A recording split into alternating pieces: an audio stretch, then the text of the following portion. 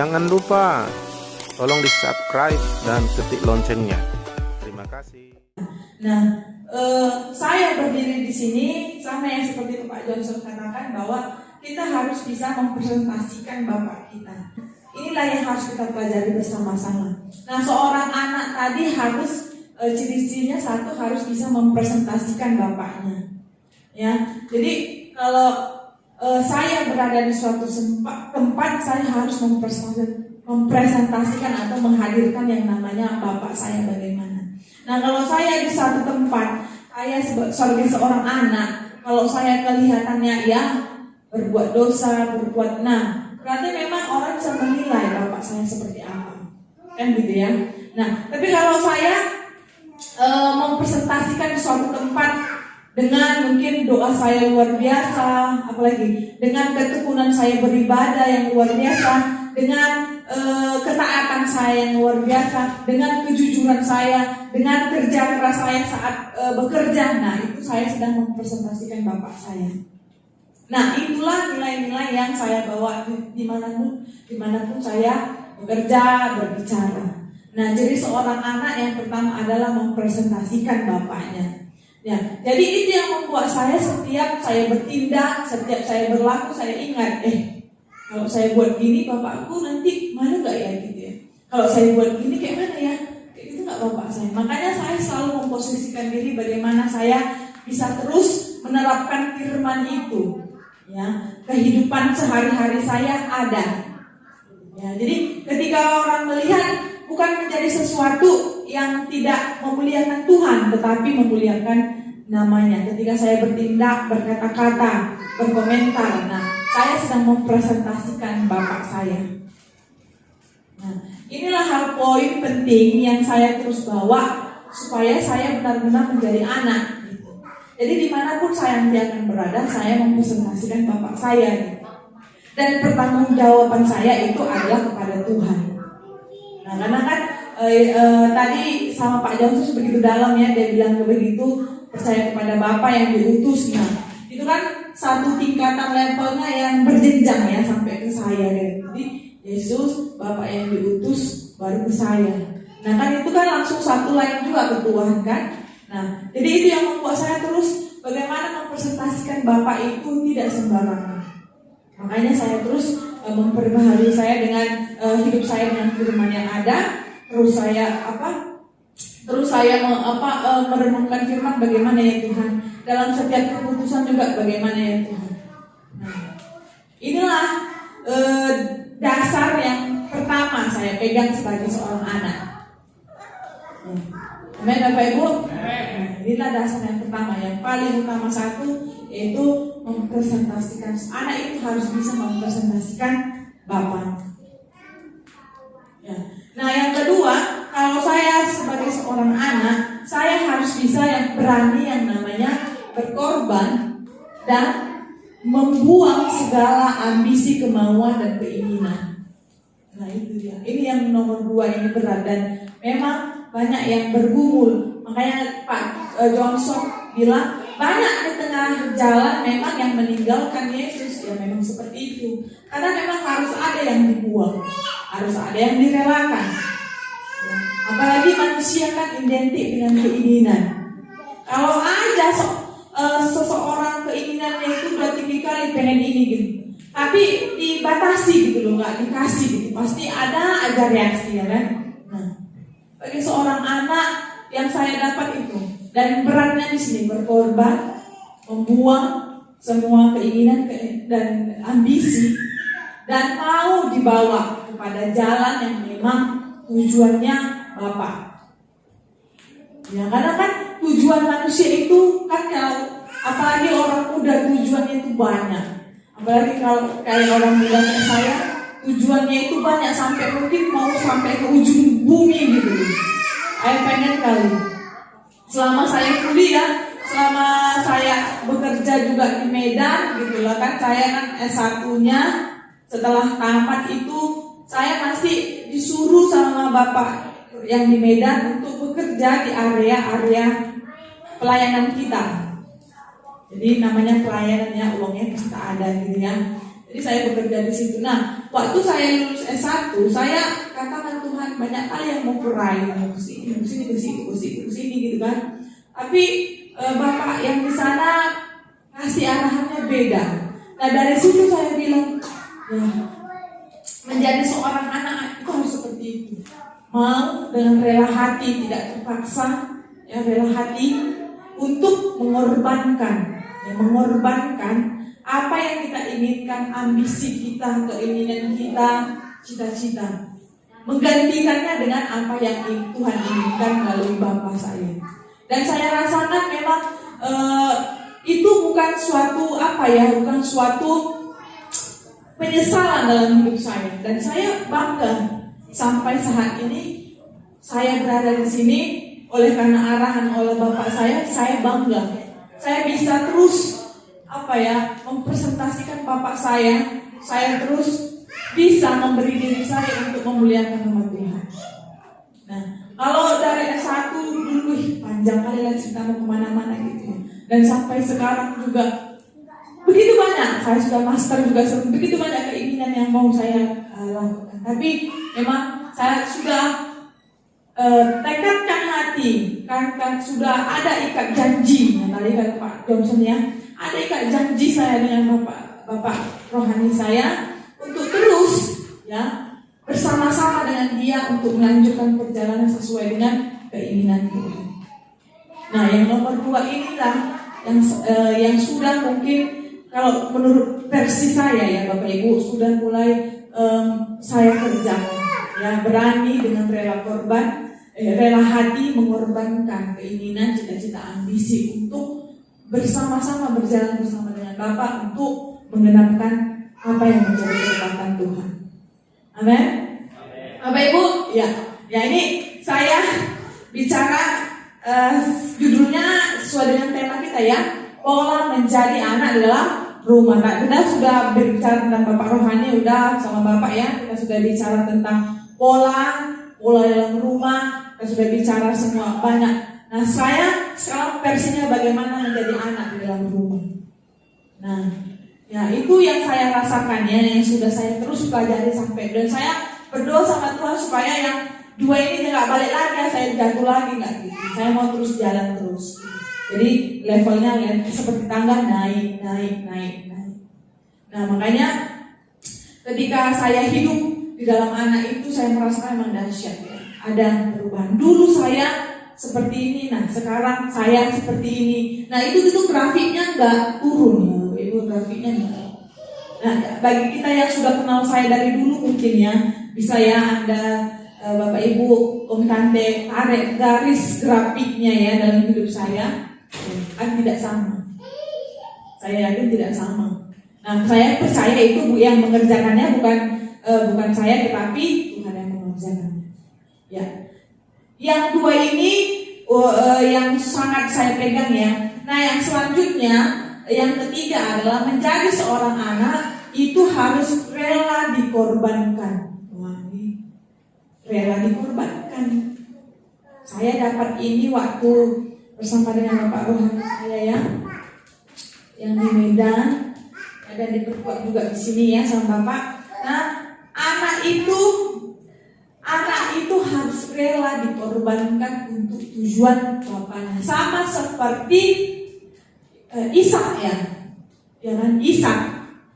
Abraham punya anak namanya Ishak. Yang Abraham ini yang versi saya ya, yang kedalaman firman yang saya pelajari, Abraham punya anak namanya Ishak. Nah, Tuhan suruh Abraham supaya mempersembahkan anak yang paling dicintainya, namanya Ishak.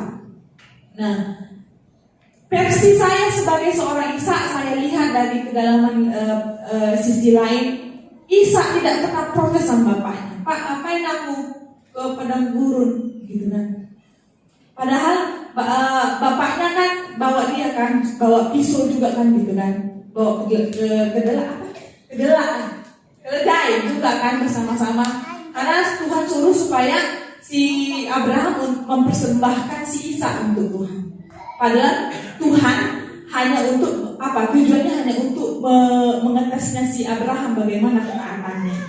Nah, posisi si Ishak itu kan bisa aja dia. Saya rasa dia kalau umur anak-anak kayak si Chris itu udah bisa, Pak mau kemana gitu, ngapain Bapak bawa pisau kan gitu kan. Tapi Ishak nggak ada bilang apa-apa, dia ikut, ayo nak kita ke padang gurun, ya Pak. Kalau dia lihat pisau dalam versi penglihatan saya dan diungkapkannya, disingkapkan, kan dibawa, dia nggak banyak tanya, dia ikut aja, karena dia posisinya sebagai anak. Ya udah, ketika dia diapakan kepalanya mau disembelih, dia kayaknya pasrah aja gitu loh. Wah, luar biasa. Bagaimana seorang anak pasrah, rela dikorbankan untuk tujuan bapaknya. Nah, inilah yang membuat saya, oh iya ya, luar biasa sekali ya. Saya memang harus punya hati seperti itu, rela dikorbankan untuk tujuan Bapa. Padahal Tuhan menyuruh Abraham itu tidak sebenarnya kan tidak untuk membunuh si Ishak, dia hanya untuk menguji ketaatannya. Pada akhirnya kan Ishak nggak jadi disembelih. Keledai yang di situ ya, keledai yang dibawanya itu yang disembelih. Nah, dari situ saya tangkap ya Tuhan, bagaimana seorang anak itu gak usah banyak protes, gak usah banyak pertimbangan, gak usah banyak apalah gitu ya. Saya dari mata penglihatan saya, pasti saya melihat si Ishak ini dari awal dia lahir memang terus disuplai sama bapaknya tentang firman sebagai anak. Kalau nak begini. Makanya dia dengan rela hati dia bawa bapaknya pergi ke padang gurun untuk disembelih. Gimana kalau si Ishak tadi berdebat bapaknya lari aja dia kan dia nggak udah apa gitu, sisanya lari aja dia. Kan itu kan padang gurun bisa aja dia lari gitu. Ini dia enggak. Ayo Ishak, yuk. Versi saya membacanya seperti itu ya. Ayo, dia ikut dengan rela hati. Nah, itulah kita sebagai anak. Kita harus rela hati dikorbankan untuk tujuan Bapa.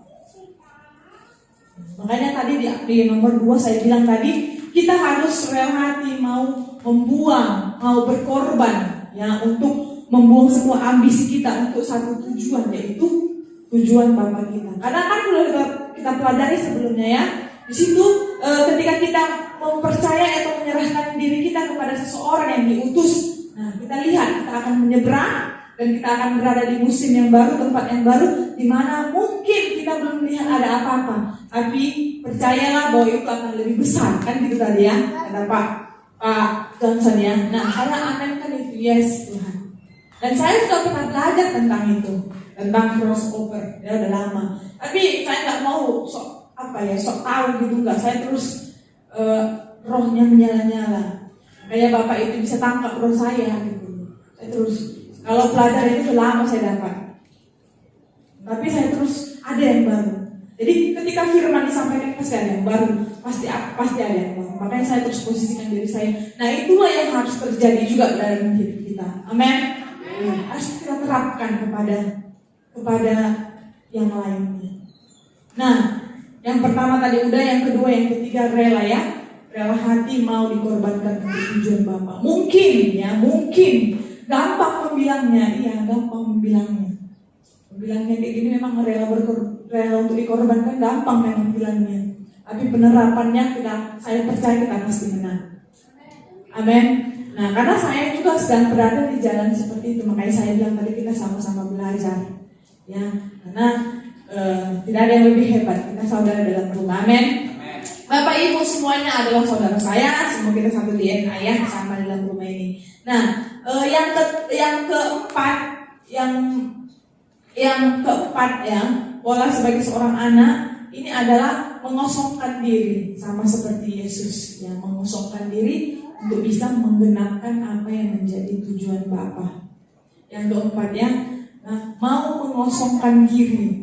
Jadi pola sebagai anak itu mau mengosongkan diri. Jadi ketika kita mengosongkan diri, ada yang mengisi. Yang mengisinya siapa? Ya Bapa tadi. Jadi kalau masih ada isi dalam diri kita, yang keinginan manusia kan banyak. Oh aku mau inilah, aku buat ini sendiri pula, aku mau buat ini aku sendirilah. Kan banyak kan, namanya manusia. Nah kalau masih ada di situ, gak akan bisa itu kita bilang, aku mau bersama-sama dengan Bapa berjalan. Gak akan bisa itu. Tidak akan bisa. Karena keinginan manusia itu banyak ya. Kita tahu lah ayat-ayatnya ya. Manusia itu luar biasa lah, sangat jahatnya dulunya. Dan keinginan kita tanpa kita sadari, kelihatannya rohani keinginan kita. Tapi kadang kita nggak selidiki lebih dalam. Iya, ya. Nah, ini yang mengosongkan diri inilah yang saya pelajari dalam diri Yesus ya. Yesus ya lahir di kandang domba. Dia mau disuruh bapaknya ke dunia. Aduh, itu luar biasa ya.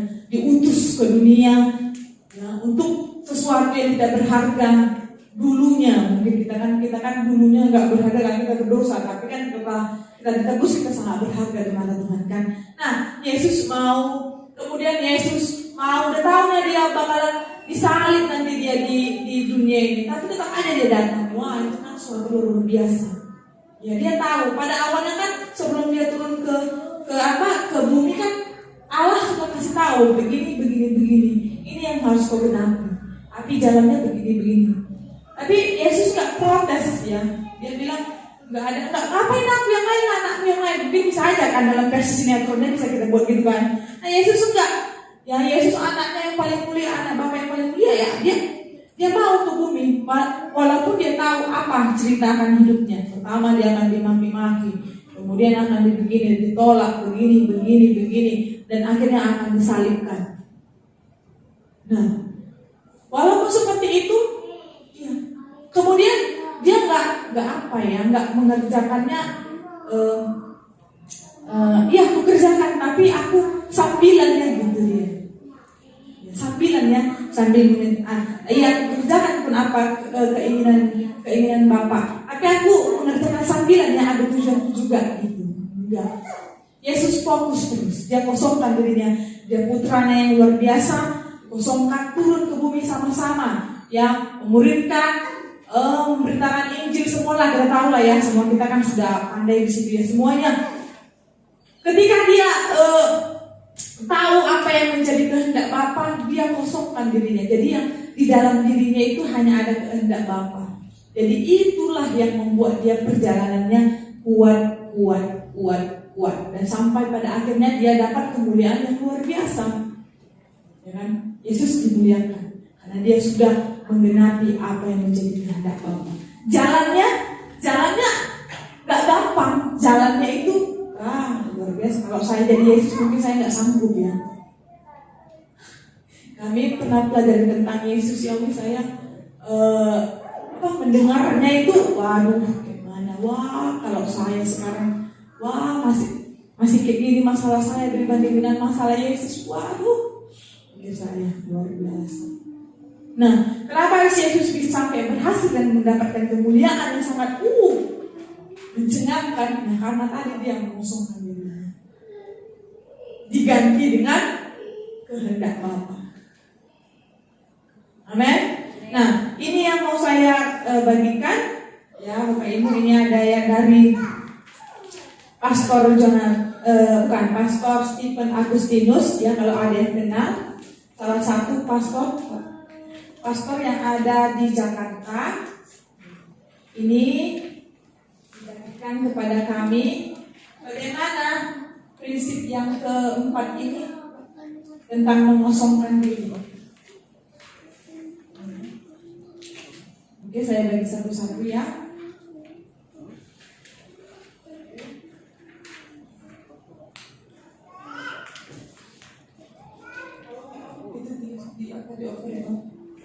Ya.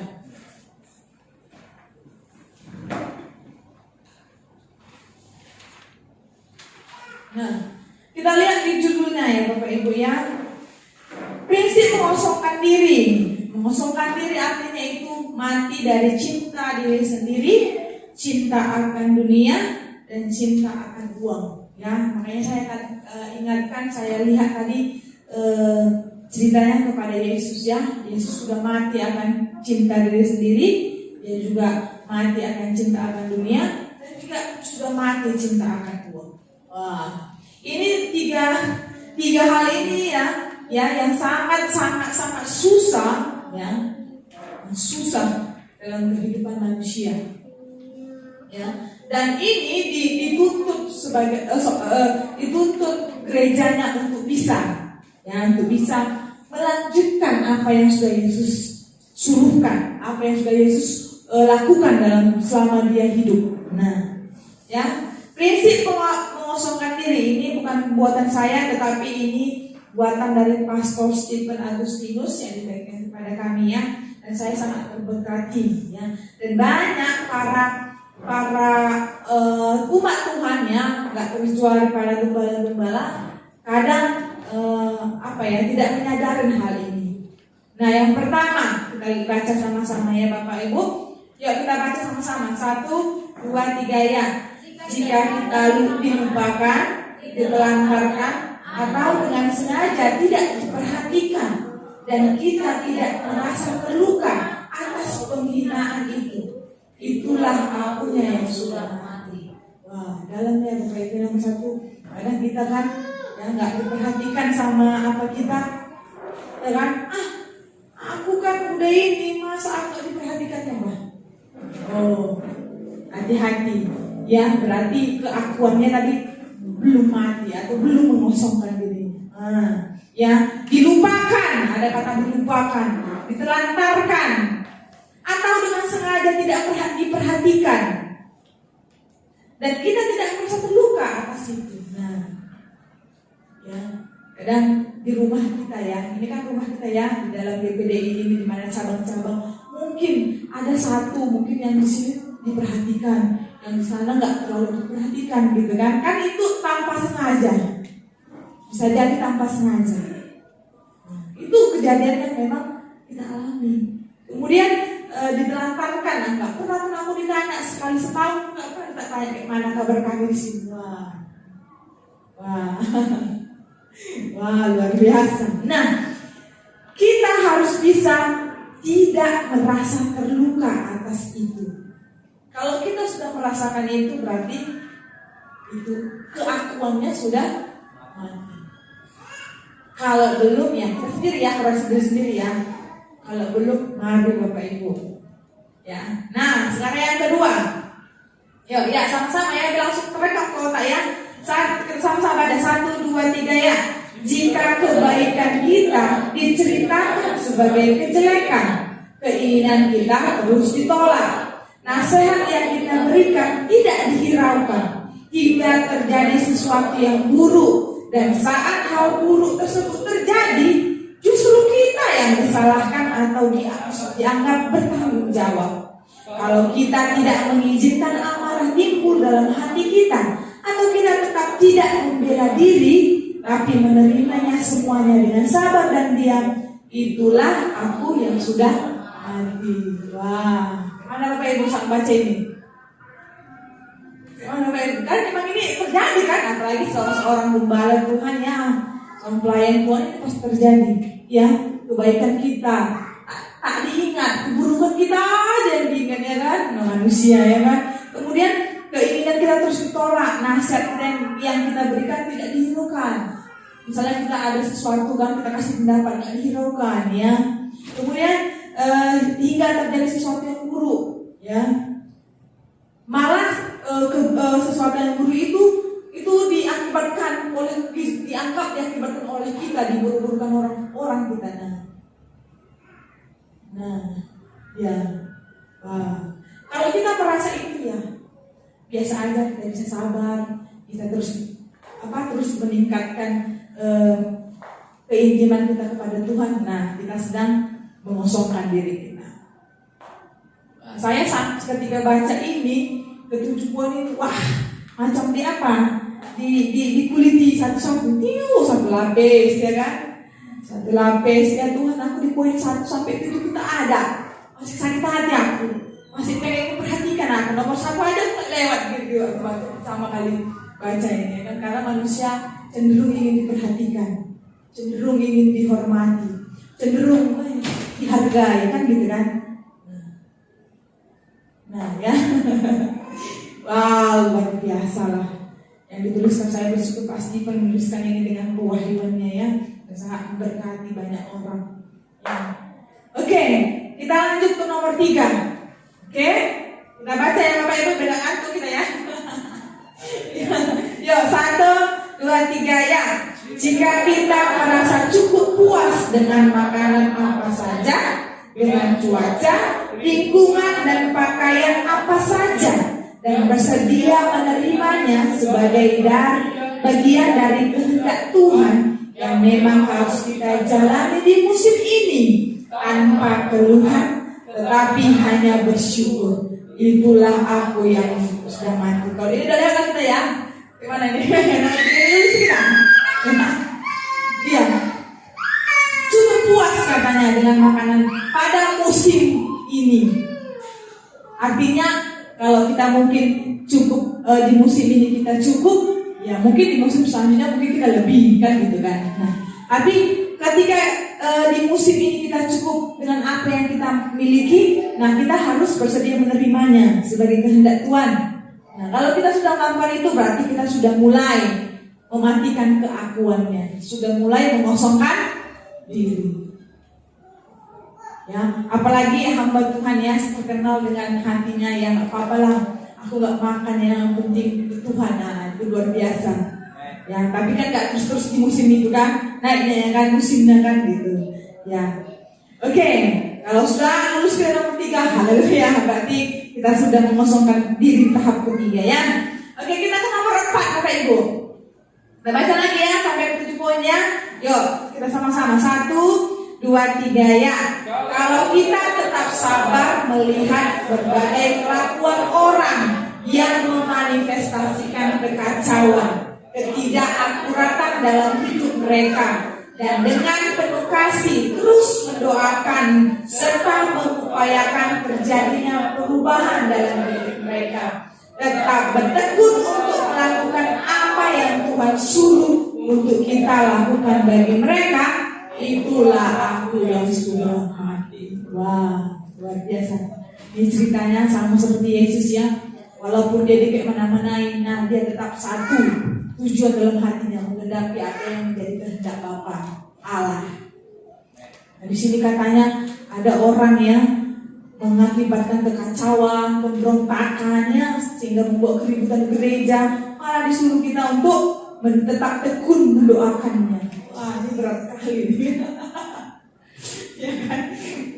Ya, saya semalam kita cerita dengan Opung Helen, apa itu?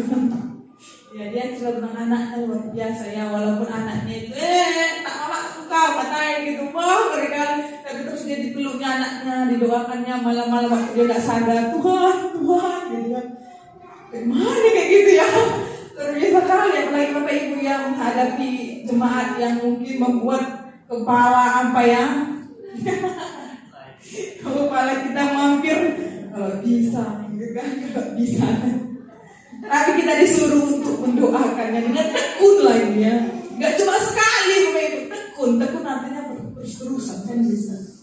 Kan kalau dibilang doakan musuhmu sekali aja, itu lebih enak ya, sekali aja gitu doakan dia. Ini terus menerus tekun dia. Jadi dari poin yang keempat ini saya langsung jadi kalau ada orang yang menjelekkan aku, menghina aku atau membuat suatu keributan, jalan keluarnya ya udah doakan aja dia terus, nggak usah benci sampai dalam benci kan gitu. Karena dibuat itu, gitu Tuhan terus ya. Jadi nggak cuma sekali aja Tuhan ampuni dia, nggak gitu. Jadi terus mendoakan dia supaya terjadi yang namanya perubahan. Amin. Nah, saya sangat terberkati Bapak Ibu. Baru 4 ini langsung saya Tuhan, nanti langsung merenung. Emang aku selama ini kayak gitu. Wah, ya kita lanjut ke nomor 5. Makin lama makin dalam ya Bapak Ibu ya. Ya, kita baca sama-sama. 1, 2, 3 ya. Kalau kita melihat orang lain jadi bertambah makmur dan dengan jujur bisa ikut bersuka cita tanpa iri hati, walaupun kita sendiri masih bergumul dengan berbagai kebutuhan hari-hari. Nah, ini dia. Kalau lihat orang lebih indah rumput tetangga, ya kan? Misalnya kan kayak oh pelayanan yang di HSD itu enak lah ya, kayak kami gitu. Memang rumput tetangga lebih hijau dari rumput kita kan. Jadi kayak mana respon kita? Wah, kalau kita katanya tidak iri hati ya, wah, berarti sudah mati memang keakuan kita, udah kosong. Nah ini prinsip dasar yang harus memang kita hidupi, Bapak Ibu. Karena ketika ada teman kita, itu yang paling susah. Ketika teman kita sepelayanan, mungkin dia lebih makmur pada kita, langsung kita bandingkan. Itulah Bapak itu kan, gitu. Dia terus dibantu, aku gak dibantu kan, gitu. Contohnya, kan enggak ya. Tapi kita kan gak gitu, nggak ada lah kita kayak gitu ya. Nah, karena kita sini sudah belajar bagaimana kita harus mematikan keakuan kita. Amin Bapak Ibu. Setuju ya kita dengan yang dituliskan pasti pendidikan? Iya.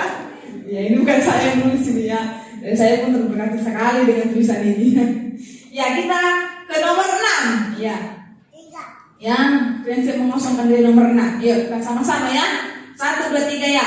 Kalau kita tidak berniat untuk menceritakan berbagai keberhasilan yang sudah kita capai, tidak membuat catatan dengan perbuatan baik yang pernah kita lakukan, dan tidak gatal telinga untuk mendengar pujian, jika kita betul-betul dapat menikmati keberadaan kita yang tidak terkenal, itulah aku yang sudah mati. Wah, ini dalam ini. Ya, dalam kali ini. Karena kebanyakan para pendeta, ya, para pelayan Tuhan, gimana ya supaya bisa terkenal, ya, suka dipuji, gatal telinganya. Aku ya, puji aku gitu kan, karena manusia cenderung suka dipuji ya kan. Tapi memang pujian bukan salah benarnya. Tapi memang kayak mana respon kita. Nah, ya nomor 6 ini tidak berniat untuk menceritakan berbagai keberhasilan kita. Ya. Bisa ya menceritakan keberhasilan kita, tapi kayak mana hati kita gitu loh. Ya nggak salah kan Pak ya, nggak salah memperhatikan menjadi suatu inspirasi kehidupan. Tapi kayak mana respon hati kita yang terdalam? Nah kan kita yang tahu kan, orang mana tahu. Ya. Nah kita harus bisa ya. Bisa walaupun kalau kayak saya di Medan gitu, saya cenderung nggak mau dikenal kali gitu, nggak mau. Yang penting saya mau terus saja menjelaskan diri saya, membangun diri saya, ikut dalam agenda Tuhan gitu. Kalau untuk tampil saya bilang no lah, ngapain nggak usah tampil gitu. Ngapain juga harus banyak-banyak bicara, hidupku aja ku benarkan gitu ya. Tapi suatu waktu Tuhan bilang enggak, sampaikan ya, kita ikut juga. Seperti itu apa yang Tuhan inginkan. Ya, nah ini harus kita sama-sama koreksi. Apakah sudah mati keakuannya? Apakah telinga kita masih gatal dengan pujian? Mungkin kita udah mengembalakan 10 gereja mungkin kan. Apakah kita masih gatal dengan pujian? Bapak itu. Ini dalam sekali ya Bapak Ibu ya. Saya juga, saya bukan hanya sudah melayani apa ya Bapak Ibu, ada saya sudah melayani anak-anak usia kecil, makanya usia kecil bagaimana membentuk anak-anak itu saya taklukkan. Mau yang bandel, mau yang gimana, mau yang disabilitas bisa. Anak-anak saya bisa, ke anak remaja ya saya sudah dilatih itu bisa, ke anak SMA juga bisa.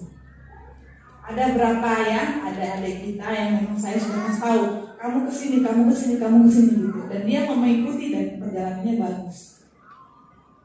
Ya, tapi kalau yang mengikuti ya saya di luar tanggung jawab gitu ya. Tapi saya nggak mau kayak mana. Ya, oke, kita ke nomor 7 ya. Oke, ya kita sama-sama 1, 2, 3 ya. Jika kita dapat menerima kritikan dan teguran dari seseorang yang lebih rendah dari kita, dan dengan rendah hati menyerahkan diri untuk pembentukan luar dalam di hati kita, itulah yang aku yang sudah mati. Kadang kita kan seorang pemimpin ya, dikasih tahu teguran sesuatu mungkin dalam bahasa lembut ataupun kasar ya, kadang nggak kita terima karena dia levelnya di bawah kita. Kadang ya, karena saya pun merasakan seperti itu, kadang saya seperti itu. Nah itulah yang tidak boleh tadi, ya, karena itu belum mengosongkan diri. Kita ya, apalagi kalau saya dari diri saya bisa menegur saya itu anak-anak kecil bisa. Dari pertanyaan-pertanyaan sederhana polos mereka bisa menegur saya. Iya ya, kenapa bisa kayak gitu ya? Padahal dia masih kecil ya, masih levelnya di bawah saya gitu. Tadi bisa. Ya, kalau Bapak kemarin khotbahkan, bahkan binatang pun bisa menegur seseorang, yang dipakai Tuhan untuk menegur seseorang. Ya. Kita malah harus bersyukur ya untuk semua teguran yang kita terima. Nah, inilah prinsip mengosongkan diri yang dituliskan oleh Pastor Stephen Agustinus. Ya, mungkin kalau saya masih beberapa ya yang mungkin sudah saya matikan, beberapa lagi masih mungkin belajar. Nah, kalau Bapak Ibu gimana ya? Mari sama-sama kita ya. Nah, karena prinsip mengosongkan diri adalah prinsip yang paling tinggi ya, yang disetarakan dengan Yesus tadi, mengosongkan diri sehingga dia dapat kemuliaan. Ya. Nah, kita sebagai anaknya, tadi kita sudah didoakan sama Pak Jono, saya terima ya, rohnya mengatakan bahwa memang saya lihat ya, waktu dia doakan saya melihat bahwa dia rasakan akan terjadi kebangkitan. Dan saya merasa, roh saya nangkap, wah ada apa nih Tuhan gitu. Waktu saya doakan tadi, roh saya nangkap akan seperti ini, akan seperti wow, luar biasa. Dia sudah melihat ke depan. Dia doakan saya langsung ya Tuhan, terima kasih. Luar biasa. Nah, sekarang bagian kita adalah melakukannya. Melakukannya langsung ke tempat kita di mana kita berada. Amin. Ya, marilah kita sama-sama ya, siapapun kita. Ya, saya juga sebagai anak mempresentasikan Bapak saya, Bapak jasmani maupun Bapak rohani. Dimanapun saya berada, saya harus mempresentasikan mereka. Ya, ini sangat esensial Bapak Ibu. Kalau secara lahir ya Bapak Ibu, jujur ya Bapak Ibu ya, kita kan satu sudah, gak ada lagi orang lain di sini ya. Jujur sekali, kalau saya sebagai anak jasmani ya, kalau ada orang yang membuat banyak stres, saya bilang nggak usah diurusin lagi, kenapa? Gitu saya bilang jujur. Tapi hati Bapak itu kepada anaknya luar biasa. Ya, kalau saya dengar kayak gini udahlah nggak usah diurusin. Saya malah bilang tapi kan hati Bapak nggak ada kepada anaknya, hati Bapak pasti melekat kepada anaknya. Betul Bapak Ibu, saya sedih kali. Bahkan ya berapa kali saya bilang ke jemaat kantor Prata, bahkan kalian yang lebih sering mungkin didoakan kepada kami. Ya itu kenyataan, karena kan semua perhatian mereka, doa mereka akan semua kepada jemaat. Ya makanya saya sebagai anak jasmani ya, saya mengurus diri saya, membangkitkan roh saya sendiri, karena memang saya sudah diwariskan sama Bapak. Bagaimana saya harus membangun hubungan saya dengan Tuhan sendiri. Karena saya tidak bisa ke surga dibonceng sama Bapak. Gak bisa saya mengalami diboncengnya, tareknya gak bisa. Harus dari daya saya sendiri. Kami, aku, Grace, yang Daniel, yang lagi di Medan, satu lagi ada Angel. Bagaimana kami berusaha untuk tidak menyusahkan. Makanya Bapak bilang tadi, puji Tuhan tidak menyusahkan saya kan, gitu ya. Nah memang, udah itu memang apa kami berempat, tak usah menyusahkan, kalau membahagiakan boleh.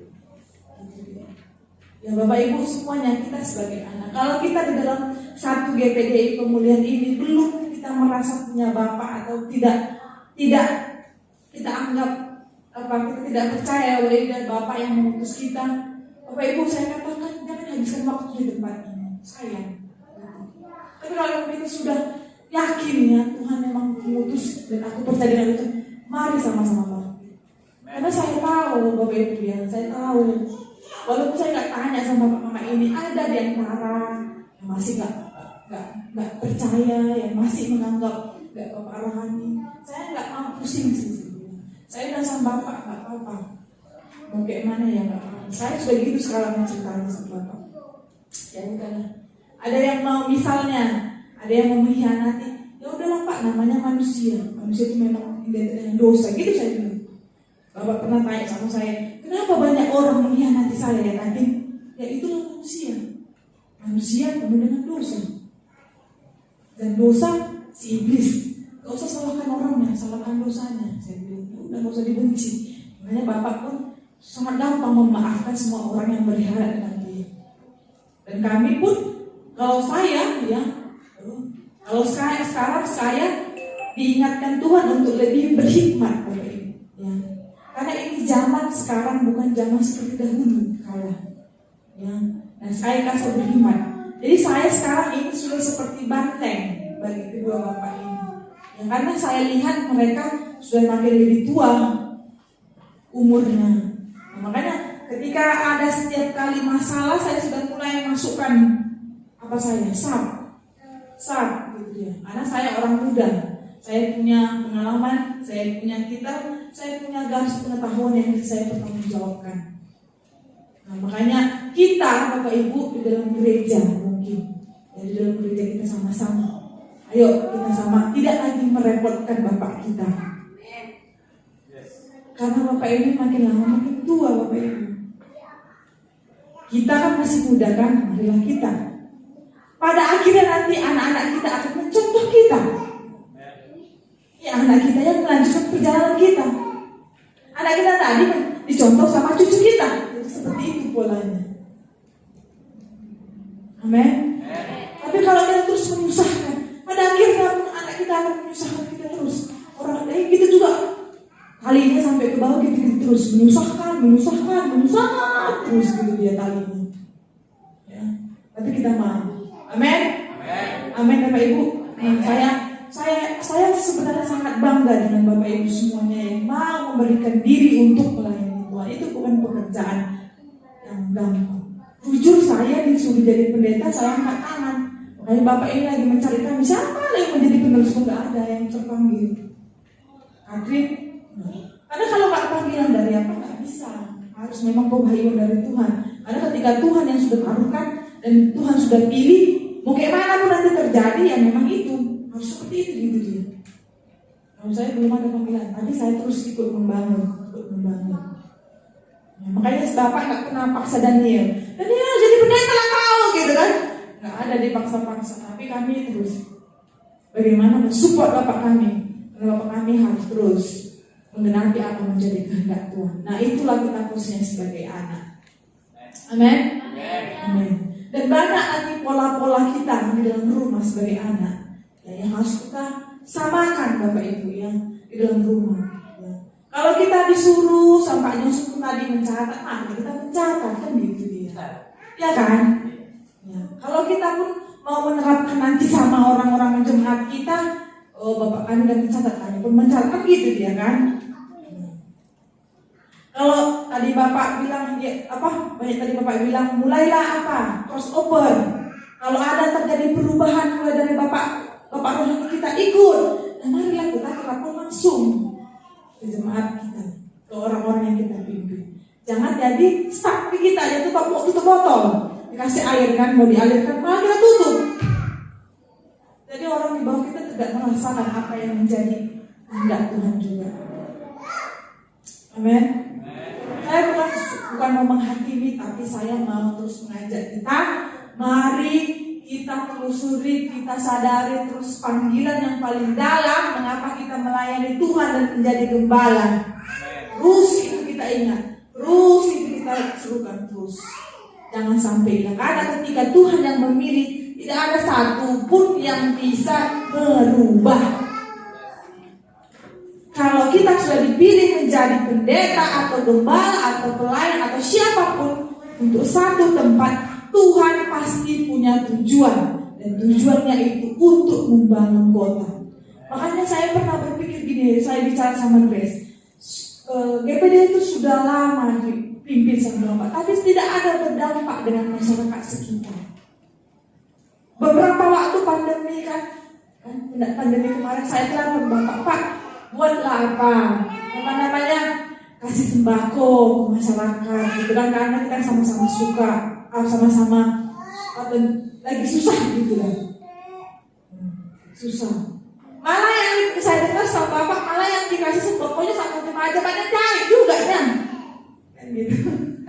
Cuma juga kan gitu loh. Saya pikir ya aja ya, belum menang di jemaat, mana pula mau masyarakat sekitar ya, mau berdampak dengan kota, iya mau berdampak dengan kota, bangsa. Ya, balik-balik ke jemaat lagi kan, nggak ada gitu. Kalau kami di Bait sudah mulai ke masyarakat, karena nggak mengurusi lagi yang bagian-bagian dalam. Ya sudah kuat tadi anaknya, jadi nggak mengurusi lagi dalam. Jadi kami sudah mulai seperti coba ini sudah saya lakukan langsung ya. Kami sudah masuk ke kepling, kami sudah kasih penyuluhan tentang perlindungan anak. Jadi sekitar kami itu kami ajari bagaimana melindungi anak. Kami juga udah kasih sembako setiap banjir, kami sudah lagi itu ke masyarakat gitu. Nah saya berpikir kok pelayanan bapakku ini gitu ya sudah berapa puluh tahun gitu ya, kita kok jadi nggak berdampak ke bangsa, kok kita berdampak kayak kura-kura di tempurung aja gitu, nggak melihat langit luas gitu. Itulah tujuan gereja sebenarnya. Gereja menjadi jawaban bangsa-bangsa.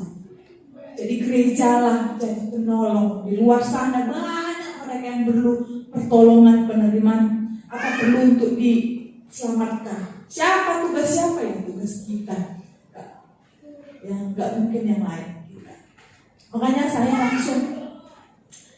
langsung berapa kali doa kepada diri saya doakan ya Tuhan, gereja kami aku percaya ini akan berdampak dengan rantau perapat. Makanya doa Pak Johnson tadi bilang saya amenkan itu, angka 200 saya amenkan, berdampak dengan rantau perapat saya amenkan.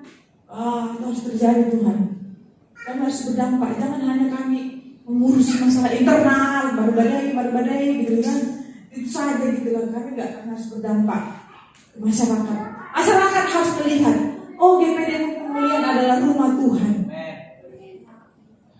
Memang disitulah kita mendapatkan jawaban. Kita langsung menjadi jawaban masyarakat.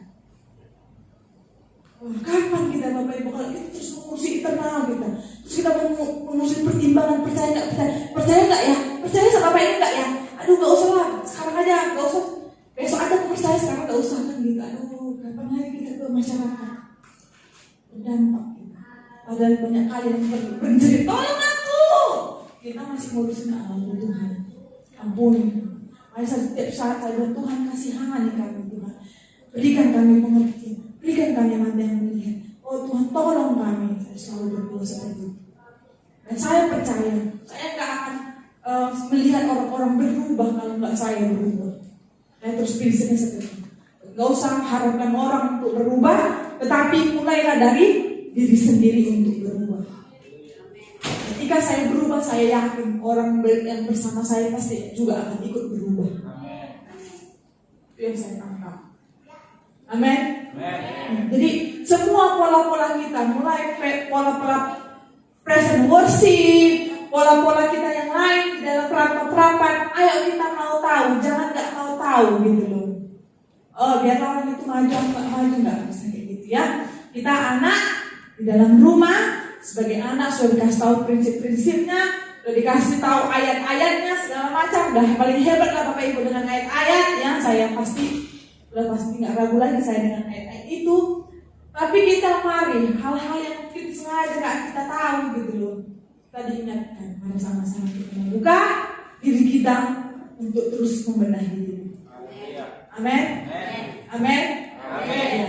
Saya berharap kita sama-sama ya kuat sehingga nanti gereja kita ini dikenal memang jawaban bangsa-bangsa, rumah bangsa-bangsa, di mana semua orang masyarakat kalangan kaya, miskin sedang menanti-nantikan kita. Bukan hanya orang miskin, ya, tapi orang kaya, orang sedang, semuanya lah, semua di atasnya lah, semuanya itu bisa kita pegang bersama-sama, berjalan bersama-sama. Amin. Amin. Amin. Bapak Ibu, kalau ayatnya mungkin mungkin saya rasa Bapak Ibu paling tahu lah ayat-ayatnya ya. Nggak usah kalau saya kasih tahu ayat-ayatnya ya, karena saya pun bukan teologi ya. Tapi saya ini yang mau saya tekankan Bapak Ibu ya. Mari kita sama-sama tali pinggangnya ditetapkan. Kalau ada yang kurang pas, mari dipaskan gitu kan. Kalau ada kurang yang pahami, mari mulai dipahami gitu dia. Ya, karena kita mau jalan lebih besar lagi. Amin. Amin. Kemuliaan bagi Tuhan. Haleluya.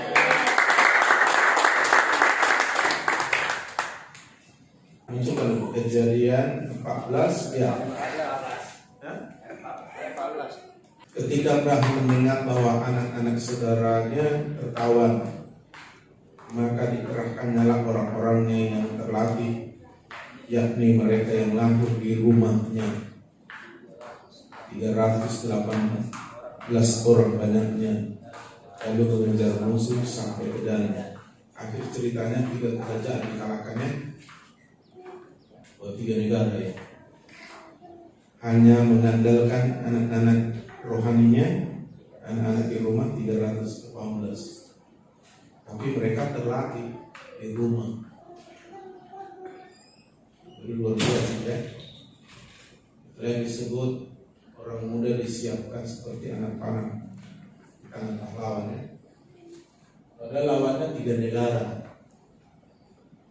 Lalu kita tadi sudah dapat dari firman Abraham satu rumah. Ini bahasa satu rumah, satu kemah, ya kan?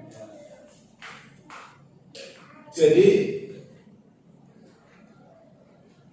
ya nanti akan kita cerna ini terus sampai menjadi kehidupan, bukan sampai tahu saja, tapi harus tahu juga. Jadi kehidupan ibarat makan kan?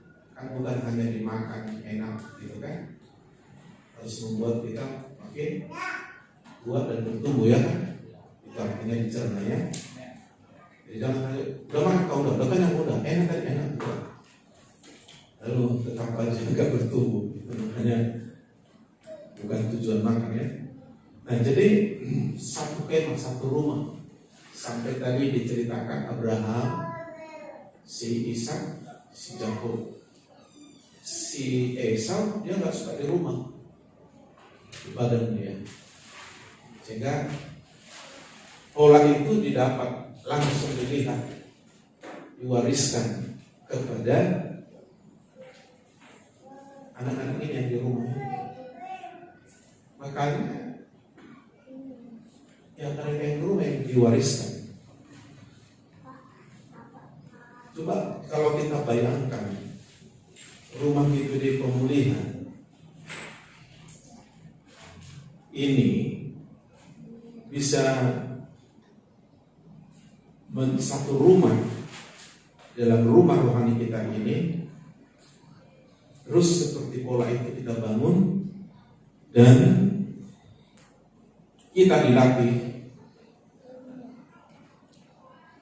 kota-kota akan kita taklukkan. Haleluya. Bahkan ada ayat lain, mintalah bangsa-bangsa kepada Tuhan memberikan kepadamu. Tapi dimulai dari pola. Anak mendapat warisan dari bapaknya. Bapak jasmani, warisan jasmani, hal lahiriah manusiawi. Tapi rohani, berapa rohani, apa rohani? Apa yang diwariskan? Iya, jadi bukan, tadi saya sudah sampaikan tentang rumah rohani, itu bukan soal lahiriah. Tapi yang penting di sana Yesus hadir, dan kita sudah belajar tadi, dan itu akan kita cerna sampai mengerti, sampai kita hidupi. Lalu kita taruhkan sama anak-anak rohani kita, yaitu orang-orang yang ada dalam rumah. Warisan Bapak rohani itu bukan uang. Apa saudara? Bukan uang. tapi roh dan hidup, yaitu firman. Firman yang ditaruhkan dalam hidup Bapak rohani yang adalah roh dan hidup, itu yang diwarisi.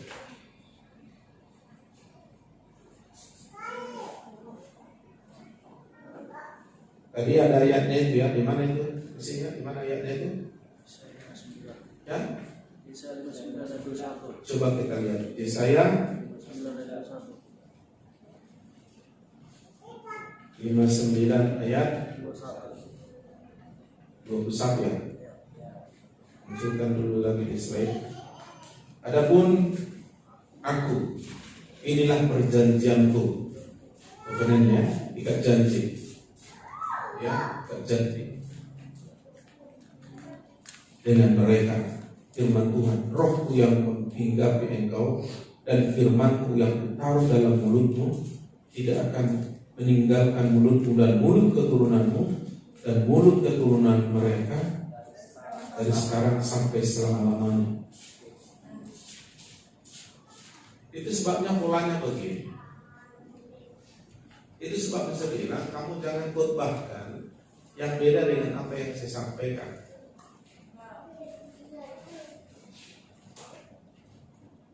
Karena kita harus sama polanya, baru sama nanti frekuensi dan dimensinya. Bukan maksudnya saya bilang kamu memfotokopi, tapi firman yang adalah roh dan hidup yang ditransferkan dan kamu tangkap, dan itu yang ada dalam, dikatakan di sini, taruhkan dalam mulutmu dan mulut keturunan. Artinya itu yang disuarakan. Iman timbul dari pendengaran. Berarti ada suara bertaruh di mulut. Firman yang roh dan hidup itu disampaikan. Jadi bukan firman pengetahuan saja, tapi roh dan hidup. Perkataan yang kukatakan kepadamu, kata Yesus, roh dan hidup. Jadi taruhkan, lalu itu yang diwariskan. Dan itu yang kita sampaikan. Makanya saudara harus bisa menangkap dengan tepat, akurat apa yang sudah disampaikan Tuhan dari Bapa rohani.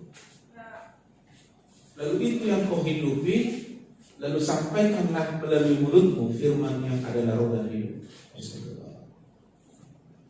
Nah, kalau kau nggak dapat, apa yang kau bilang? Kau bilang dari dirimu. Itulah sebabnya Yesus bilang, apa yang kusampaikan kepadamu bukan dari diriku, tapi dari Bapa yang menyatakannya. Berbahagialah kau Simon, bukan dari manusia, tapi dari Bapa. Kewahyuan. Kewahyuan itu berarti roh dan hidup. Firman yang menjadi roh, bukan firman menjadi pengetahuan atau hafalan. Itu sebabnya pernah saya bilang berapa tahun yang lalu, saya sekarang sudah dibawa Tuhan dalam dimensi yang lain, yaitu tidak menyampaikan apa yang aku tahu. Apalagi saya kan bisa sedikit anggar dan sombong, karena saya sudah banyak kali belajar teologi ya. Kalau saya kian mau sudah doktor teologi saya. Jadi saya sudah tahu, berteologi itu sudah tahu. Makanya kalau kamu menyampaikan firman Tuhan secara teologis, sudah bisa aku deteksi. Cara penafsiranmu bagian saya sudah tahu. Karena saya bukan lulus dari satu teologi ya. Udah banyak kali. Saya sarjana pendidikan, sarjana teologi juga, master teologi, master ministry. Dan ditambah lagi saya seminar dalam dan luar negeri penuh. Dan Tuhan pernah berbicara kepada saya ketika saya membaca, dan Tuhan teguhkan melalui firman Tuhan yang disampaikan oleh bapak-bapak rohani atau pemimpin-pemimpin, Tuhan pernah marah kepada hamba-hamba Tuhan di perjanjian lama, khususnya para nabi. Dia berkata, demikianlah firman Tuhan. Katanya kepada jemaat. Lalu Tuhan bilang, kapan aku berfirman padamu?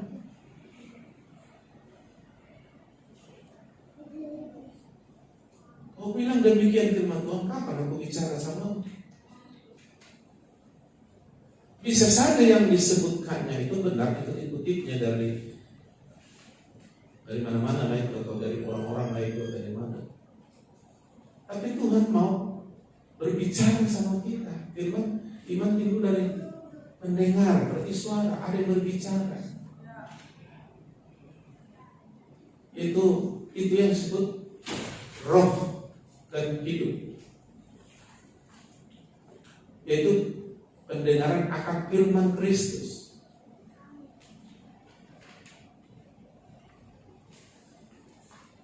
Lalu Tuhan marah sama Nabi, kenapa kau berfirman? Dari situ saya bertobat, dia juga ya.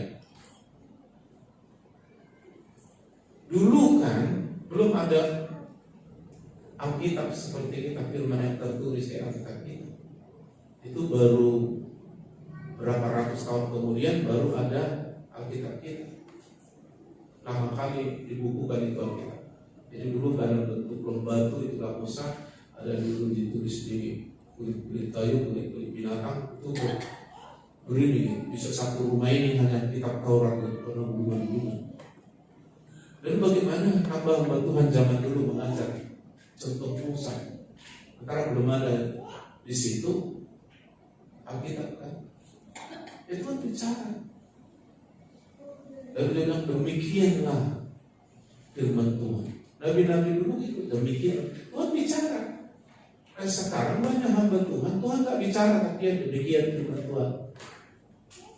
Yaitu firman yang belum roh dan hidup, hanya firman yang dihafal. Dan sejak itu saya bertobat, makanya saya bertobat itu gak mengandalkan ada gunanya si ilmu teologi saya, supaya saya tahu bagaimana menafsir dengan benar itu dulu, tapi lebih tepat lagi di Roh Kudus ya. Jadi saya nggak gitu lagi pulang. Saya bersekutu dengan Tuhan. Setiap hari Tuhan berbicara, saya bertanya, Tuhan memberitahu, saya belajar membangun dimensi roh saya peka. Saya tahu sampaikan ini. Malah pernah Tuhan bawa saya canggih. Kebetulan ada gunanya saya membaca Alkitab itu secara serius berpuluh kali. Saya kan bertobat 83. Jadi sudah berapa tahun lah sampai sekarang 2021. Jadi Alkitab terus saya baca secara terus dan kejadian. Jadi saya udah baca itu lebih 20 kali secara serius baca. Jadi pernah Tuhan instruksi saya, jangan lupa sibuk mencari bahan khotbah, diam, berdua, bersekutu dengan sampai aku mau khotbah belum dapat kepastian. Sebenarnya di otakku banyak judul khotbah, tapi aku mau firman suara Tuhan. Tuhan bicara kayak Nabi, Tuhan bicara demikian firman Tuhan kata si Musa. Nah sekarang mau hamba Tuhan kan enggak nonton apa dia, nonton video, ya kan? Mulai sekarang udah bisa YouTube cari nggak enak-enak, diciplaknya. Ada Tuhan nggak bicara sama dia, nggak begitu sebenarnya. Dan saya nggak begitu. Nah, jadi saudara sebenarnya lebih gampang dari saya dulu menyusun. Saya dulu pernah pada masa-masa dulu yang saya belum tahu, dalam masa proses belajar, saya harus perlu 3 jam menanya Tuhan apa yang kau mau sampaikan. Kadang nggak dapat, ulangi lagi besok. Kadang nggak dapat, ulangi lagi besok. Karena persiapan yang sungguh-sungguh, persiapan yang matang, itu menghasilkan sesuatu yang hebat. Saya lihat, saya perhatikan dia diam. Begitu kita bilang sama Pak Johnson, kamu yang sampaikan ini tentang apa Pak, tentang ini, saya yakin dia berdoa cari apa maunya Tuhan. Dan melihat dari makalah dia itu, dia betul-betul siapkan. Gak sembarangan melihat. Hanya gak dikasihnya sama kita foto-foto ini. Karena dia gak mau kita hanya sekedar menghafal. Dia mau kita mencatat dan mengulangnya nanti.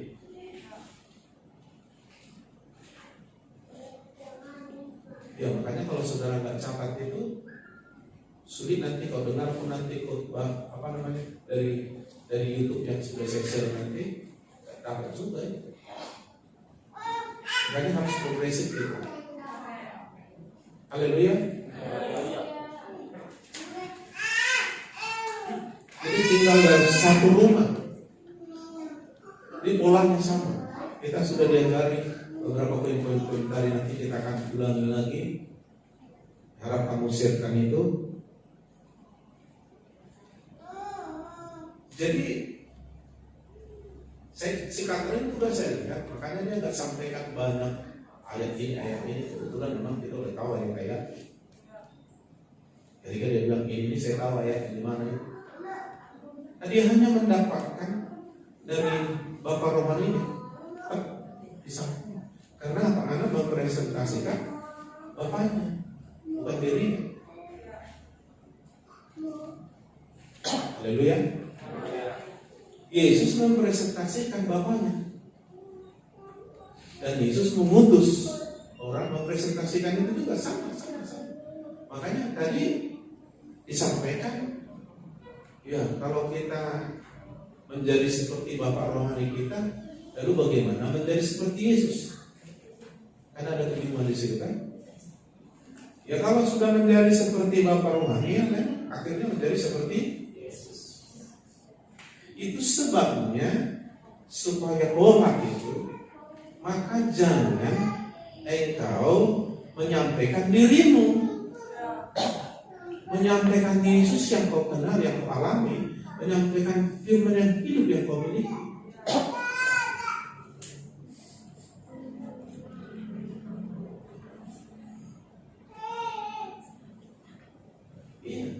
Di satu kemah itu nanti renungkan dari kasih poin-poinnya. Sama semua. Jadi memang ada berlawanan dengan kedagingan kita ya, waktu mendengar anak itu hanya merepresentasikan Bapak sampai memasukkan diri. Ada beberapa poin tadi, rela mengorbankan diri untuk mengikuti agenda Bapaknya. Ini secara manusiawi lah. Dan kita lagi harus kita kan? Ya kan? Berarti kamu hanya merepresentasikan, kalau sudah di rumah rohani ini, saya Bapak rohani yang diutus bagi kamu, ya merepresentasikan apa yang saya dapat dari Tuhan, merepresentasikan saya. Caranya gimana? Kamu harus tangkap firman yang sudah saya sampaikan. Bisa nangkap ini? Itu sebabnya waktu itu saya bilang gak tahu nangkap, HSD gak nangkap karena hubungannya dengan kita agak sulit. Kadang-kadang gambaran saya selalu memberikan, saya bilang ikut bahkan dari yang Tuhan suruh saya sampaikan. Memang kita nggak pakai HKBP almanak diatur ini, enggak. Karena kita bukan tertulis, tapi yang dituliskan dalam roh hati kan, firman yang hidup. Gitu. Dan itulah yang reman, itulah yang menjadi iman, itulah yang membuat kita hidup. Haleluya. Jadi kalau Tuhan sudah memilih, pasti Tuhan akan terus bekerja. Jadi jangan saksi saudara. Yang penting kita mengupgrade diri. Itu tadi istilah di-update dan akhirnya di-upgrade. Artinya yang terkini, jangan puas dengan yang lalu, yang terkini. Jadi saya tahu di dalam Tuhan itu gak ada bosannya, gak ada stagnasi, gak ada bosannya. Karena firman itu terus yang baru sudah datang. Tinggal bagaimana kita. Jadi kita akan simpulkan besok nanti dalam bentuk sharing Ini besok kita banyak sharing. Mulai dari sesi 1 sampai nanti sesi berapa? Sesi 8. Sesi pertama itu bicara sampai ke 4 itu bicara hidup dalam pola rumah rohani. Lalu tadi Bapak rohani dari Ustaz hidup anak dalam pola rumah rohani seperti apa? Itu dulu kita hidupi. Amin. Dulu dalami. Lalu sampaikan ke bawah. Jadi bukan menyampaikan apa yang kau mau, apa yang Bapak rohanimu mau, apa rohani dia mau, apa yang disampaikan, apa itu? Tangkaplah firman itu yang roh dan hidup itu. Nah sayangnya kalau kau nggak tangkap, nggak bisa kau sampaikan. Makanya saya harapkan saudara lihat nanti di YouTube siapa berkorbanlah dipakai dia kan. Contoh catat supaya apa yang kita dapat hari ini bahkan sudah diluahkan tadi supaya itu terjadi. Jangan hanya kita sudah diberitahu kita akan ke sana lalu kita duduk buat apa? Kita harus bergerak, kita harus menyeberang melalui perkataan Tuhan. Amin. Jadi warisan itu apa? Lalu firman itu bisa bikin kita kaya ke semuanya? Bisa. Dalam firman itu semua ada. Ada firman pemulihan, ada firman berkat, ada firman kesembuhan. Semua firman ada. Dan Tuhan akan terus lepaskan. Haleluya. Ada cari dahulu kerajaan Allah dan kebenarannya, kebenaran firman. Maka semuanya akan ditambah semua. Haleluya. Bisa gara-gara firman kita kaya. Bisa. Itu yang dibilang tadi Yesaya pasal berapa? 61, 60. Bisa kan?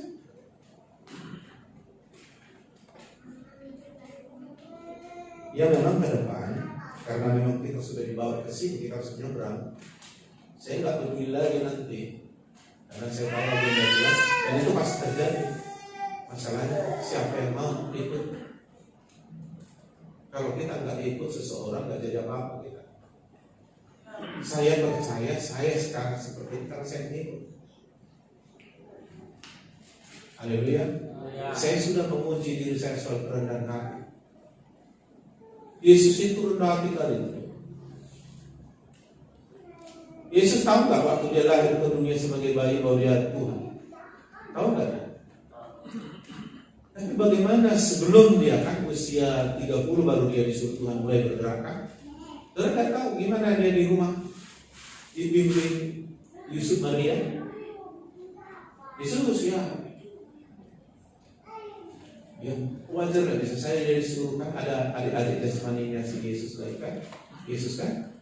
Cebokan dulu adiknya itu. Kan dia anak pertama dari si Yusuf kan ada lagi anaknya. Orang mereka kan sudah nikah. Setelah Yesus lahir, mereka kan menikah berhubungan badan kan. Sewaktu Yesus belum lahir, mereka belum bisa berhubungan badan waktu itu. Setelah itu baru berhubungan badan Yusuf kemudian maka ada anak-anak. Jadi ada adik-adik jasmaninya Yesus. Saya pasti disuruh oleh mama, bapak, dan saya bukan adik itu.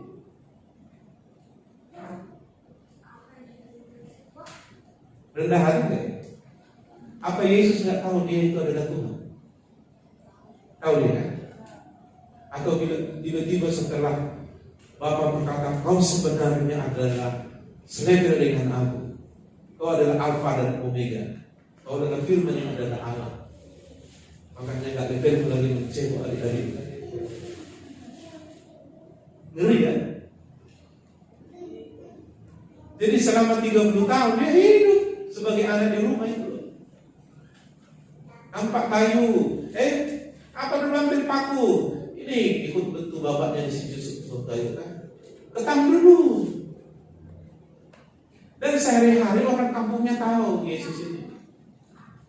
Cuma orang itu nggak lihat secara rohani, karena mereka nggak punya firman. dalam menyalibkan Yesus. Jadi siapa kita ini? Mantan orang nggak ada guna kan, diangkat jadi anak Tuhan hamba Tuhan sok kali kan? Iya kan sok kali kan? Sekarang ada sekarang apa namanya? Saya sebut itu kalau sudah di usia 50 tahun ke atas ada namanya power syndrome. Kawan saya udah kena power syndrome. Kecenderungan kalau sudah sukses, kalau sudah tua banyak tahu sombong. Jadi kalau ada orang merendahkan dia, kau nggak menghormati saya, kau nggak tahu saya hamba Tuhan senior. Jadi dia bergumul dengan penghormatan. Dia lupa dia anak.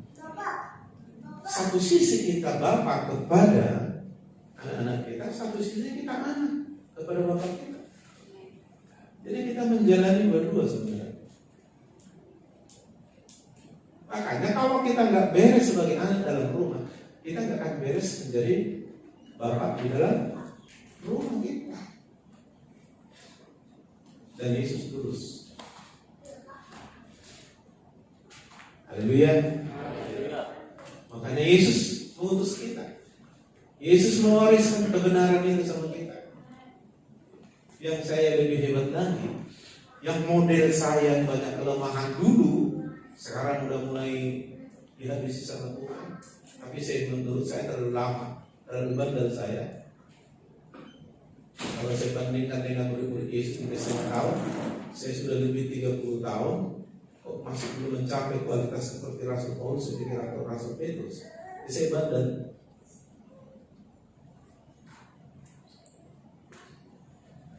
Ya, jadi saudara yang dikasih Tuhan, bagaimana Yesus mengalami proses itu sebagai anak di hadapan Bapa. Haleluya. Ayo kita harus sama dalam diri. Saya percaya kebetulan saudara ada di GBI Komunitas. Hanya ini bisa membuat saudara ragu-ragu karena diri, kepentingan, pikiran. Maka ke depan nanti memang akan saya masuk ke sana. Karena saya bukan cita-cita saya lagi.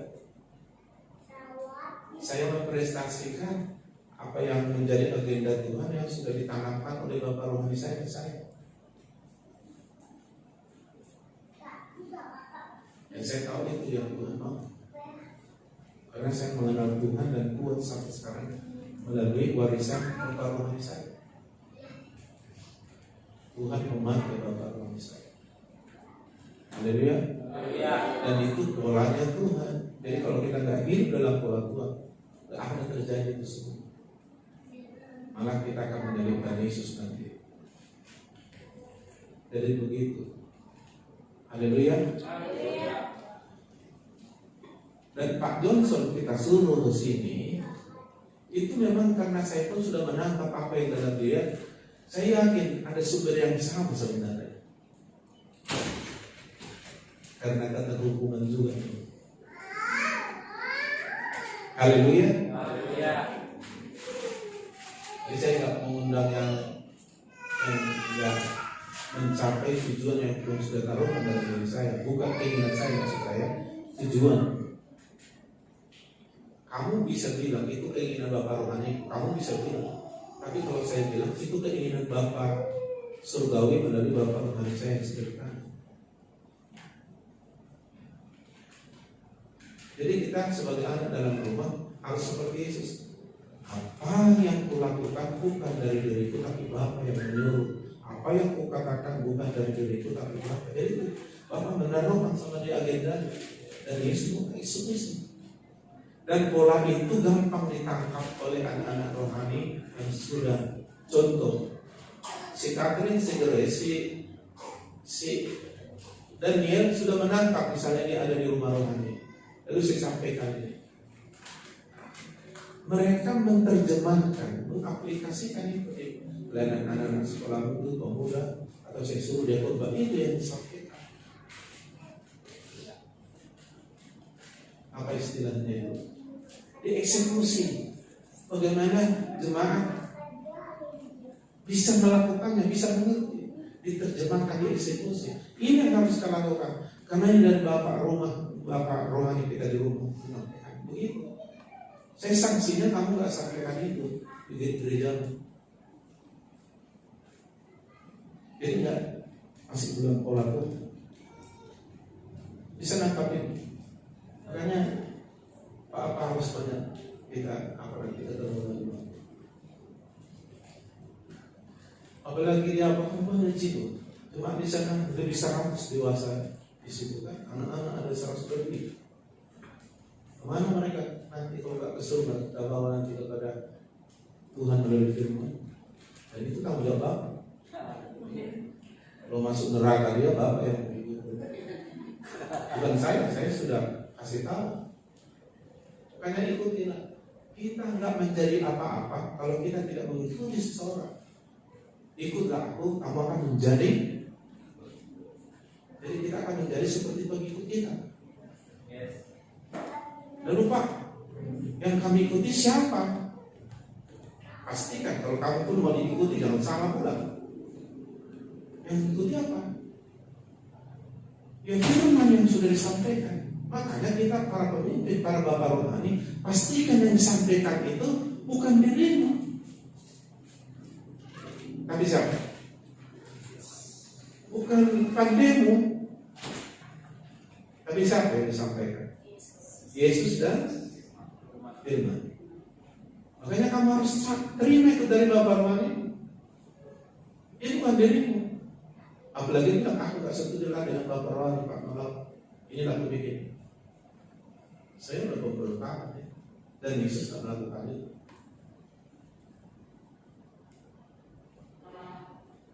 Ya kan? Ini kan udah ngeri di pengajaran kan? Udah ngeri kan? Ada yang diajar kasih kata sebagai anak dari ada anak rohani yang sedang menangkap begitu. Dia didekati seorang pria. Lalu pola itu sudah diajar, sudah diteruskan oleh si kakak di muda. Dia datang sama saya, Pak aku didekati ini. Memang sudah waktunya dia menikah. Kalau Bapak tidak setuju, saya tidak akan menikah dengan dia. Kalau Bapak setuju, dan Bapak rohani saya akan terus. Ini saya pun waktu dibilang gitu kan, saya pun ngeri kan? Ngeri juga saya kan? Dipercayakan hidupnya sempat saya meleset nanti ngeri juga ini kan? Saya pun jadi hati-hati. Dan saya harus cari apa maunya Tuhan, apa suara Tuhan. Haleluya. Amin. Kalau bukan firman yang kita buat atau pola Tuhan yang kita buat membangun pelayanan kita, ibarat rumah dipatah di atas pasir. Hebat tempat. Begitu gontok habis. Dan sudah saya lihat itu ada pemain musik hebat di sini. Wow, jago. Begitu didisiplin, gontok hampir melawan. Berarti dia mempresentasikan diri. Belum semua tadi yang diajar sebagai anak dalam rumah tangga itu diterapkan. Mengusungkan itu belum. Belum tadi. Ngomong dari sana ke sini, ngomong bisa ngomong sana. Untung saya sudah punya pengalaman menghadapi anak orang kayak jadi.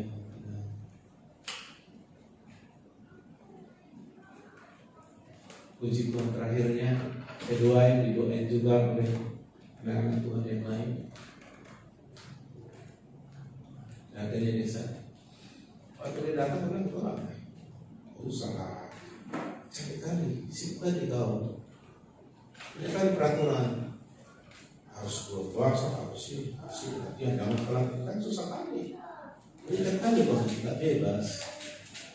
Sanggup nggak kau? Kalau sanggup, kenapa sanggup? Jadi banyak lah yang kupikir. Benar. Jadi nggak ada main bujuk-bujuk. Dalam artian, ayo.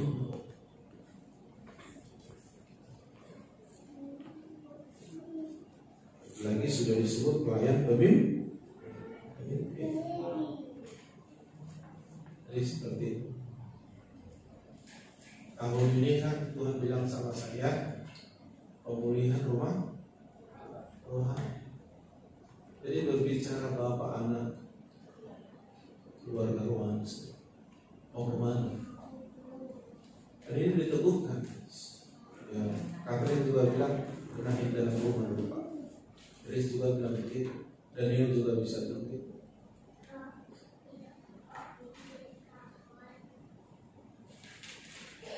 Haleluya. Kayak gini, saya singgung lagi nanti. Sebentar kita akan istirahat sesuai dengan program kita ini.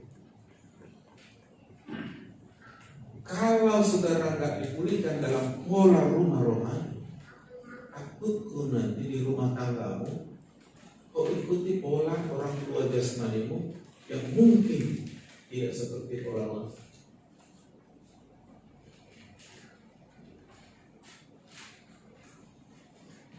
Karena sadar tidak sadar, saya ini saudara dicetak oleh bapak jasmani kita, ibu jasmani kita, keluarga jasmani kita dicetak tanpa sadar. Secara sadar mungkin saudara nggak mau mengikutinya, tetapi otak sadar bawah sadarmu pasti akan melakukan yang bahaya, yang terekam di dalam alam sadar bawah sadar tidak sadar. Kau akan bergaya seperti itu. Saya bisa melihat saudara bagaimana mendidik anakmu, presentasi bagaimana kau dididik bapakmu dulu di rumah tangga. Sayang kalau rumah tangga orang tuamu belum dipulihkan dengan pola rumah rohani. Kau akan buat begitu. Makanya ada istilah begini. Dulu bapakku nggak mengajar begitu. Dulu bapakku nggak mengajar begitu. Kau terapkan itu. Beda pula lagi yang diajari suaminya apa oleh bapaknya, oleh yang sebagai suami di rumah. Bapakku juga nggak bilang begitu. Kacau kan? Maka justru dari rumah rohani lah kita belajar semuanya.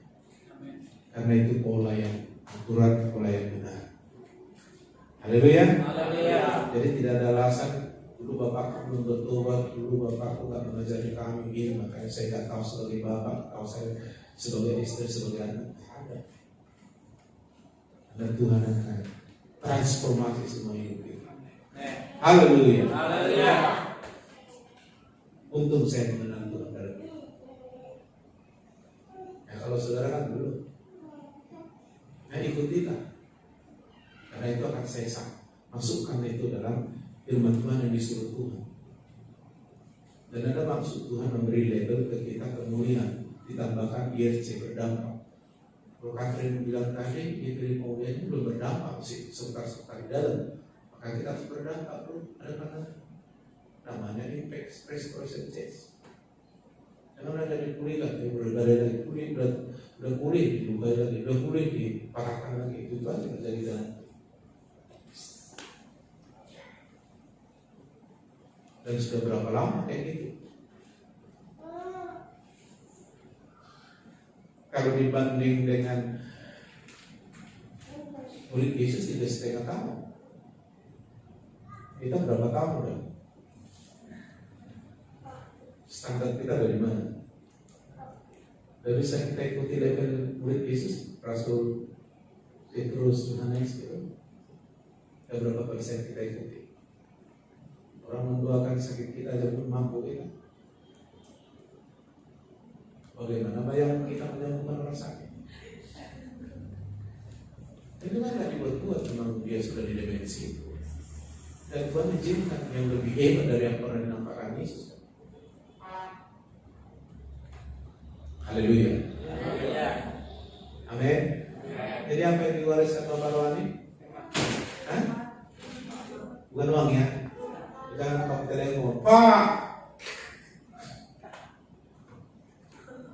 belum pinjam uang, selesai gak dikasih. Dalam keberlaku dan diberikan. Gak ada kasih Bapak itu. Ada yang lebih penting dari situ. Apa itu? Apa itu? Memang benar ya, lebih penting itu kan. Dan firman itu bisa bikin kita kaya. Terbukti saya. kita dapat warisan alam jasmani. Tapi saya tahu yang diwariskan Bapak rohani saya itu membuat saya secara roh seperti eksis, bukan tidak banyak tantangan. Kadang-kadang tantangan itu saya kasih tahu sama ibu bahkan anak-anak. Dan saya takut mereka nggak sanggup itu dimensi udah beda. Biar nanti satu saat dia ngerti. Sekarang ya ibu sudah mulai masuk ke dunia lain, baru dia ngerti. Baru dia mulai sesuatu itu dulu.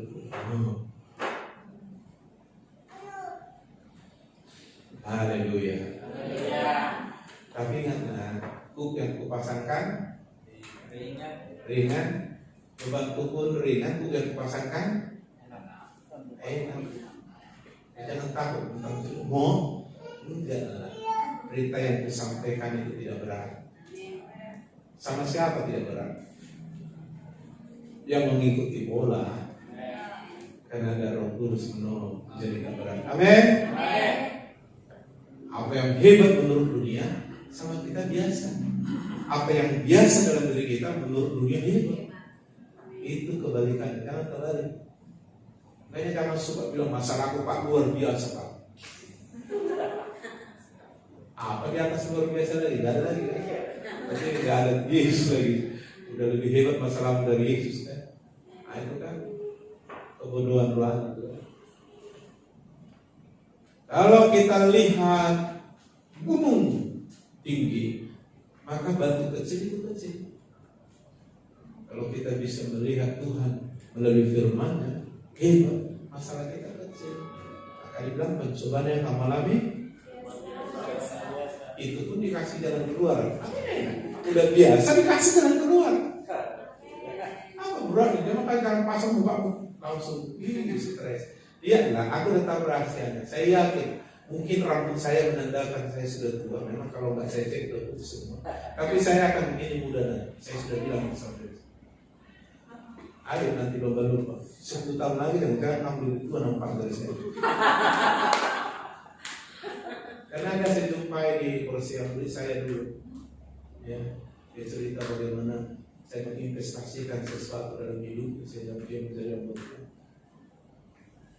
Kok Bapak gini mulai dulu? Padahal dulu itu 2 tahun yang lalu. Dalam hati itu aku kan sudah bilang sama diri, aku kan udah ada ngomong-ngomong sama Bapak kan di surga. Haleluya. Haleluya. Amin.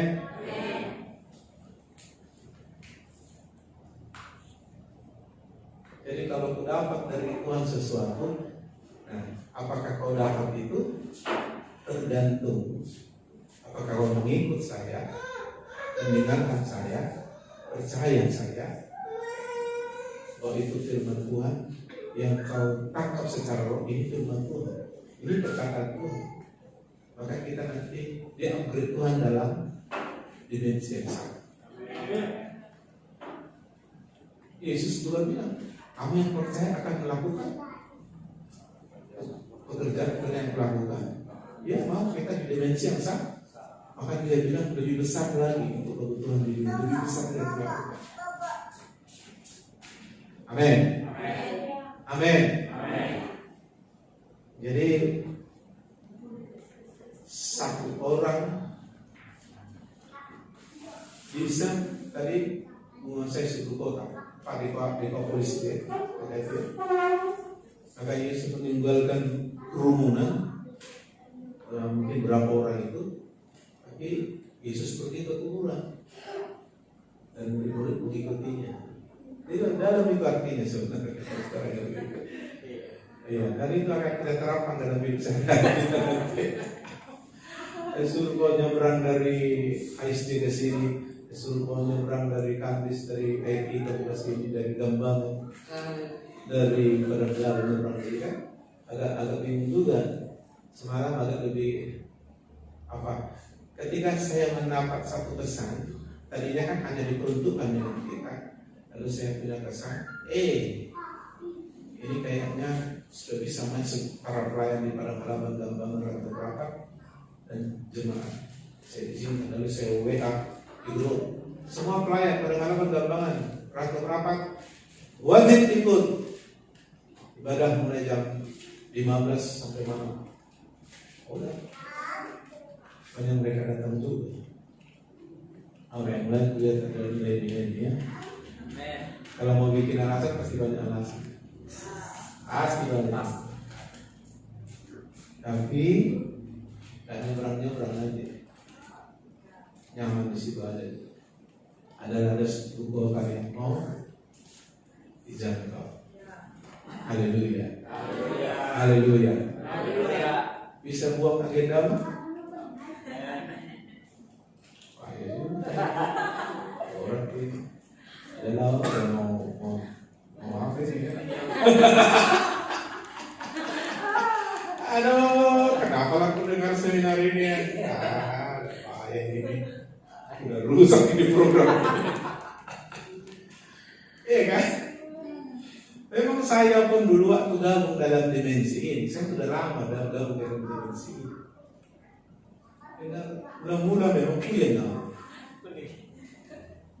Tapi saya nggak langsung menolak. Saya bergumul dulu. Dan yang aku bikin aku puyeng gini. Aku menilai dengan cara dunia, dengan cara seperti orang apa namanya, orang kampungnya Yesus, menilai Yesus. Memang kau lihat semua anak-anak rohaninya secara jasmani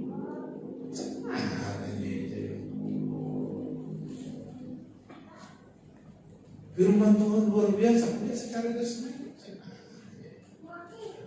Belum, tapi saya belum menolak, tapi saya sudah mempertimbangkan.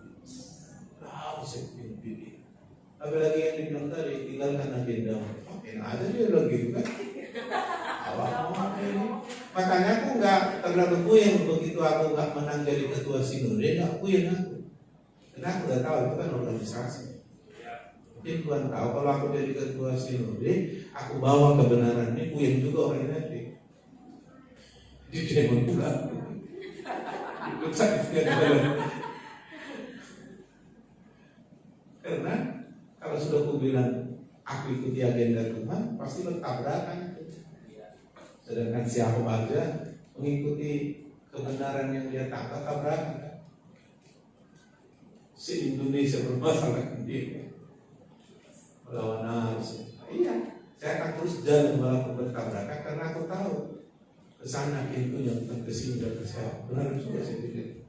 Jadi kalau memang itu agenda Tuhan, haruslah, walaupun harus kuburan.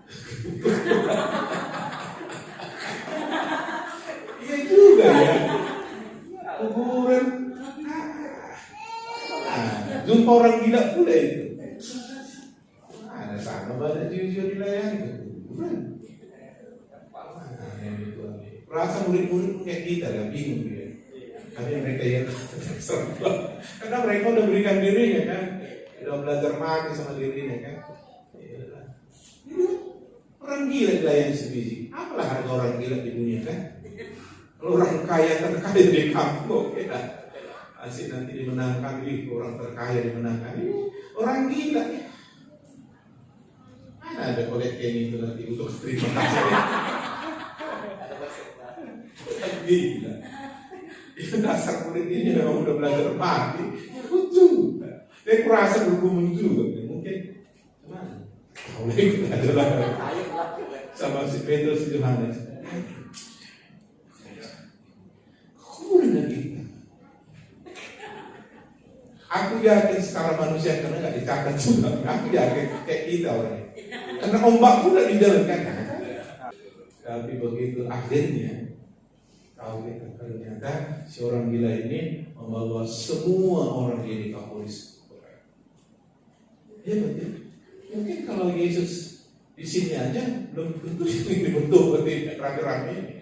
Karena mereka ikuti Yesus ada motivasi. Kan Tuhan bisa baca dan pernah Tuhan bilang kamu datang bukan karena ingin mendengar firman, tetapi karena makan roti waktu kembali di bukit itu dia. Jangan cari makanan bikin kau mati, carilah makanan buat kau hidup kekal. Itu orang Yesus mereka. Yesus tahu Luar biasa ya.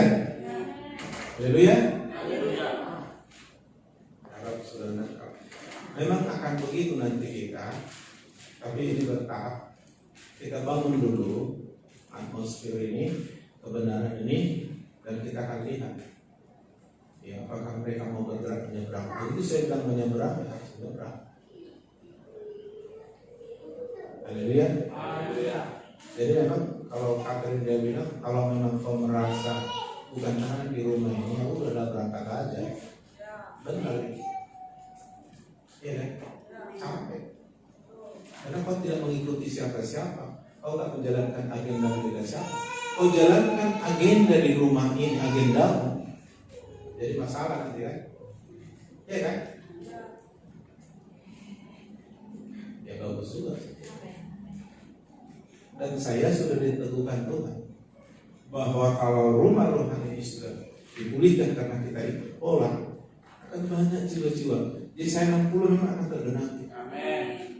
Di luar sana banyak keluarga jasmani broken home dan mereka di sini akan dipulihkan. Di luar sana ada keluarga rohani yang broken home, tidak dibapaki. Dan mereka ya nggak punya tujuan, nggak punya masa depan. Pokoknya hidup adalah mereka dikasih isi kayak Pancasila. Begitu nanti masuk di sini, iya yang ini sebenarnya bicara. Ini yang memberitahu apa tujuan hidup. Nah, akhirnya mereka menjadi di dalam rumah. Ya, semua anak akan ikut membangun rumah. Amin. Jadi saya bilang sama ada anak rohani kita yang akhirnya kita pulihkan untuk kembali melayani, saya kasih tahu, kau main musik bukan untuk dirimu, untuk Tuhan, untuk Tuhan memakai kau melalui musikmu membangun rumah rohani kita. Iya Pak, saya ikut membangun rumah rohani kita. Haleluya. Karena dari keluarga yang benarlah muncul anak-anak yang terpaksa. Amin. Secara sedikit masih kita buat bimbingan yang belum terlalu ketat di rumah kami, banyak anak kos. Puji Tuhan, udah jadi mereka. Sehingga dia tarik orang ke sini. Karena sedikit kami seleksi ke rumah kita. Dan tarik, karena mereka melihat si anu berhasil dari situ. Kalau mereka mau ikut arahan, kan percaya kepada Allah dan Nabinya, maka kamu teguh dan berhasil. Memang rumah rohani bawa kita ke sana. Dia tanya anak-anak di sini, memang ibu langsung bilang, kata, di sini harus mau ikuti aturan, kalau enggak kita suruh pulang. Ya sudah ya. Jadi bagus istilah kata Batak, pahit di awal, manis di akhir, manis di awal ya. Haleluya. Ya berhasil. Memang harus begitulah, dari rumah harus berhasil. Kan anak-anak dari rumah yang ikut pola yang benar itu disebut anak-anak keturunan orang benar kan. Perkasa di bumi, di rumahnya banyak harta kekayaan. Makanya aku tahu kamu nanti kaya-kaya. Amin. Kalau nggak kaya kamu berarti memang kamu jalan-jalan kemana-mana kamu ini. Terutama secara rohani. Haleluya. Haleluya.